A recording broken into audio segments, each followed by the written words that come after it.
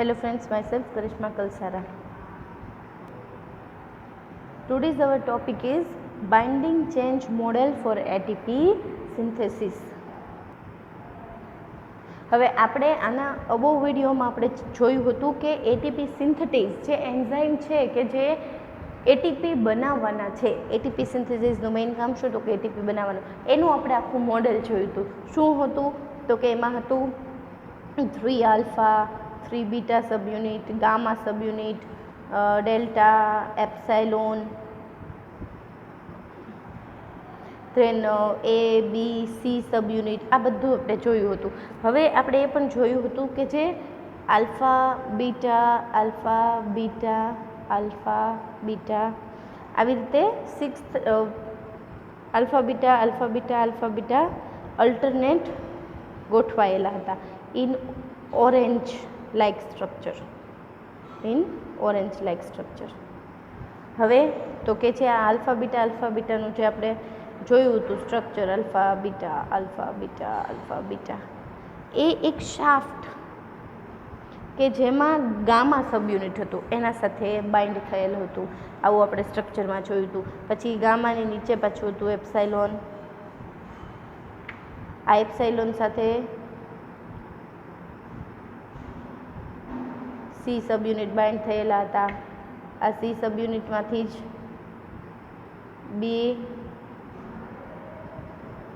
બી subunit હતા. અહીંયા હતું ડેલ્ટા. આવું સ્ટ્રક્ચર આપણે જોયેલું હતું.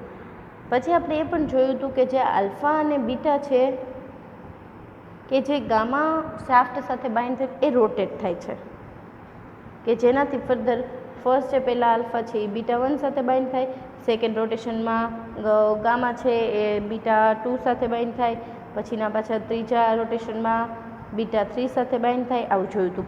પછી આપણે એ પણ જોયું હતું કે બીટા 1, બીટા 2 એન્ડ બીટા 3, તો આમાંથી એક છે એ એઝ એટીપી બાઇન્ડિંગ તરીકે વર્તે છે, એક છે એ એડીપી અને એક છે એ એમટી.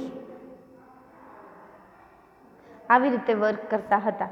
આ આપણે જસ્ટ મોડલ જોયું હતું. હવે આપણે ઇન ડિટેલિંગ જોવાની છે આની સ્ટડી કે કેવી રીતે છે.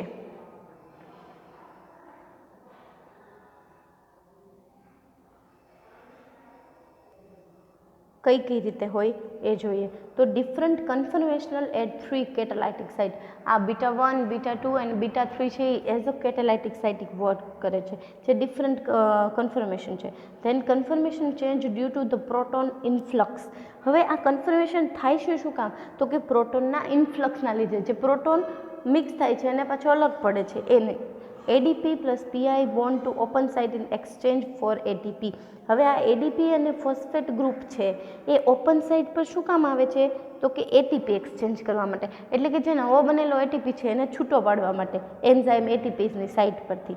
Than proton drive conformation change loose site causes substrate to bind more tightly. હવે આ પ્રોટોન મોટિવ ફોર્સ છે એ લૂઝ સાઇટ, અમે 3 સાઇટ હતી, loose site, tight site and empty site. તો લૂઝ સાઇટ પરથી સબસ્ટ્રેટને મોકલી દેશે ક્યાં તો કે ટાઇટ સાઇટ પર. ATP is formed in a tight site.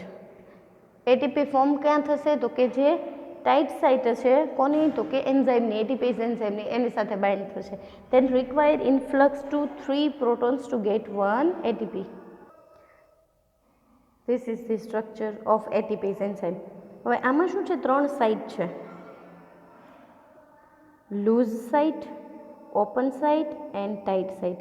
હવે ટાઇટ સાઇટ હશે ને ત્યાં ઓલવેઝ એટીપી હશે, લૂઝ સાઇટ હશે ને ત્યાં એડીપી પ્લસ ફોટોન હશે, અને ઓપન સાઇટ હશે ને એ ઓછી ટાઇટલી, આને તમે એમ્પ્ટી સાઇટ પણ કહી શકો. અને ઓપન સાઇટમાંથી શું છે તો કે ઓપન સાઇટમાંથી જ એટીપી છે એ રિમૂવ થશે. ટાઇટ સાઇટમાં એટીપી બાઇન્ડ થશે, લૂઝ સાઇટમાં એડીપી પ્લસ એટીપી બનશે અને ઓપન સાઇટથી એ ફ્રી થશે. Now we studied about the binding change mechanism. Open site, tight site, L site.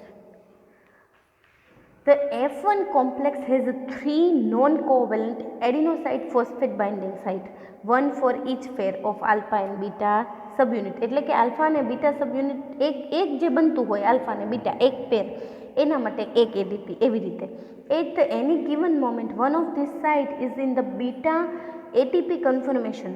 બીજી સેકન્ડ સાઇડ તો કે બીટા એડીપી. હવે જે બીટા એટીપી છે એ કેવી છે તો કે ટાઇટ સાઇડ છે. સેકન્ડ સાઇડ હતી બીટા એડીપી સાઇડ, એ છે loose side. And a third side beta empty, very loose side, કે તમે વેરી લૂઝ સાઇડ કે ઇઝીલી તમે એ સાઇડ પરથી એટીપીને ફ્રી કરાવી શકો એટલા માટે. The proton motive force cause rotation of central craft and the gamma subunit which comes to connect with the alpha and beta subunit pair in a successive. એટલે કે જો મેં તમને પહેલાં કીધું હતું કે આ શાફ્ટ તો gamma shaft. Okay, I think મેં અબો વિડીયોમાં ભૂલથી લેમડા કહી દીધું છે, પણ it is alpha, sorry gamma site. હવે આપણે જોયું હતું કે alpha beta alpha beta alpha beta એવી રીતે 3 હતું. તો 1 alpha 1 beta, second alpha second beta, 3 alpha 3 beta, આવી રીતે એક સબયુનિટ છે. તો 1/1 આ શાફ્ટ જે ગામા શાફ્ટ છે એની સાથે આ સબયુનિટ છે એ કોન્ટેક્ટમાં આવશે.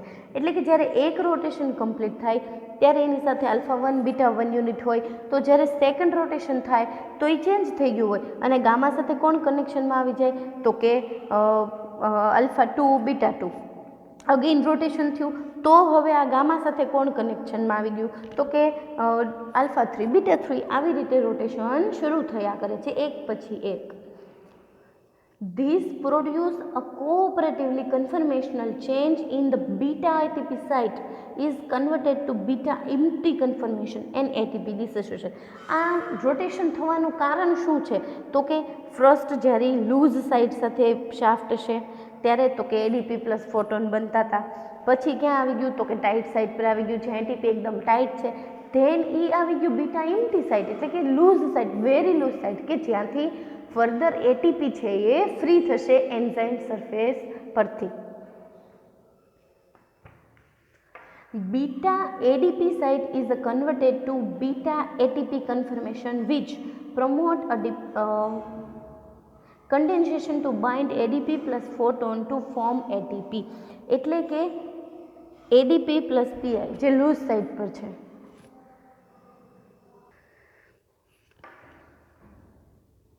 એટલે કે જ્યારે બીટા એડીપી સાઇડ છે, beta ADP side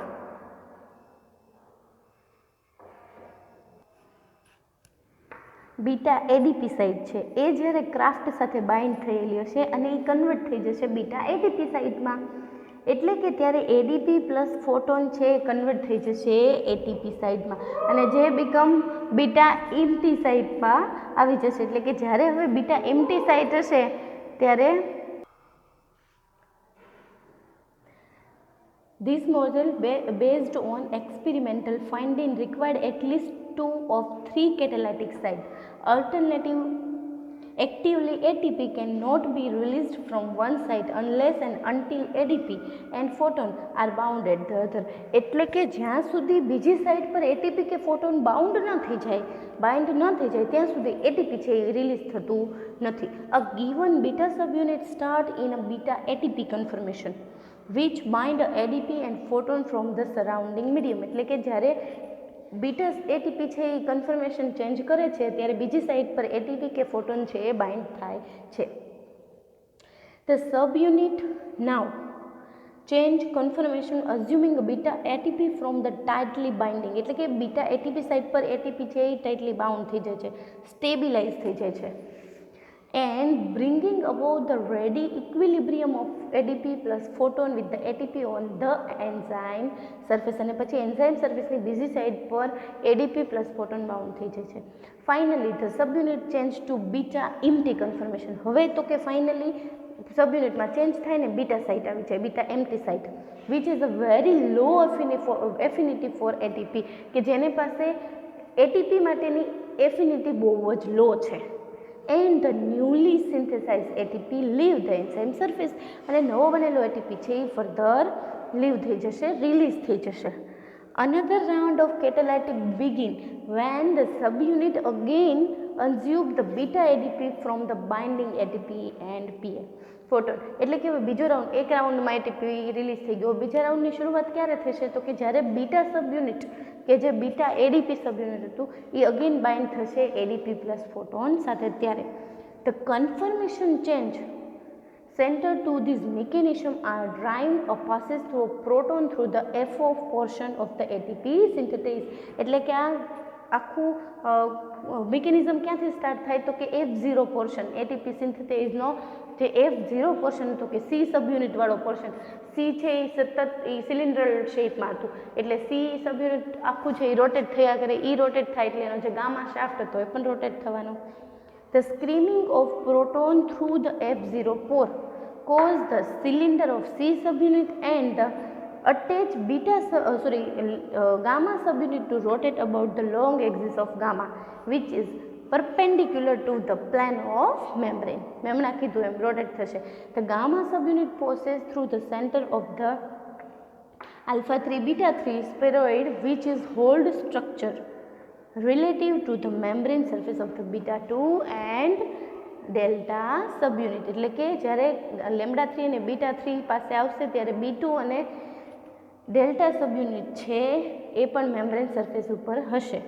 which each rotation of 120 degree gamma convert into contact with the different beta subunit and the contact forces that beta subunit into beta empty conformation change. હવે આપણે જોઈએ તો કે હવે જ્યારે open site ઉપર ADP plus photon હતું એ જ્યારે ગામા શિફ્ટ થશે ત્યારે આ એટીપી જો એટીપી પ્લસ ફોટોન અહીંયા છે લૂઝ સાઇડ પર એ પણ છે અને એટીપી ટાઇટ સાઇડ પર શું છે તો કે એટીપી જે કન્વર્ટ થઈ ગયું છે. હવે 120નું રોટેશન આવ્યું એટલે શું થયું તો કે ઓપન સાઇટ હતી ત્યાં શું આવી ગયું? એટીપી આવી ગયો.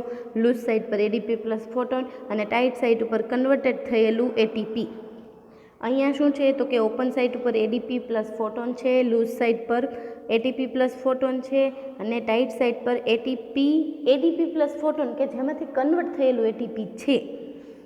સેકન્ડ 120 ડિગ્રીનું રોટેશન આવ્યું ત્યારે શું થયું તો કે એટીપી જે બની ગયેલું એટીપી છે એ ઓપન સાઇડ પર આવી ગયું. ટાઇટ સાઇડ ઉપર તો કે બને છે એડીપી પ્લસમાંથી ફોટોન અને લૂઝ સાઇડ પર એટીપી પ્લસ અગેન જ્યારે હવે 110 હવે આ તો ફ્રી સાઇડ પર આવી ગયું, બહુ લૂઝ છે, એની એફિનિટી બહુ ઓછી છે એટીપી માટે એટલે આ એટીપી રિલીઝ થઈ ગયું. ક્યાં રિલીઝ થઈ ગયું તો કે એન્ઝાઇમની સરફેસ ઉપર. અગેન 120 ડિગ્રીનું જ્યારે રોટેશન આવશે ત્યારે શું થશે તો કે અગેન ઓપન સાઇડ ઉપર એડીપી પ્લસ ફોટોન આવી જશે, લૂઝ સાઇડ પર એડીપી પ્લસ ફોટોન અને ટાઇટ સાઇડ ઉપર એટીપી. આખી સાયકલ પાછી અહીંયા સ્ટાર્ટ થશે અને આ જે ટાઇટનું એટીપી છે એ ઓપન પર આવી જશે, આ એડીપી છે એ લૂઝ પર આવી જશે અને લૂઝવાળું જે એડીપી પ્લસ ફોટોન છે એ ટાઇટ સાઇટ ઉપર આવશે એટલે અગેન પાછું એડીપીમાંથી એટીપીમાં કન્વર્ટ થશે. એ ઓપન સાઇટ ઉપર આવશે તો શું થશે તો કે એટીપી રિલીઝ થઈ જશે અને જ્યારે લૂઝ સાઇટ ઉપર હોય ને ત્યારે એડીપી પ્લસ ફોટોન છે એ એડ થયા કરે છે.